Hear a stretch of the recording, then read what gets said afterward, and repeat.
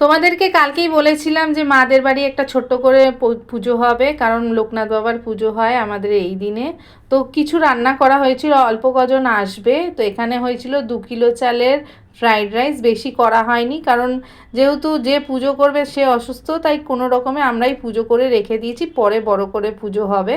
তো তাই জন্যে এখানে যেরকম কাজু বাদাম কিশমিশ বিনস গাজর দিয়ে ফ্রাইড রাইস হয়েছিল, আর এখানে কিছুটা বেগুনি ভাজা হয়েছে, আর কিছুটা আরেকটু পরে হবে, কেননা একসঙ্গে সব ভেজে রাখলে তো নেতিয়ে যাবে বেগুনিগুলো।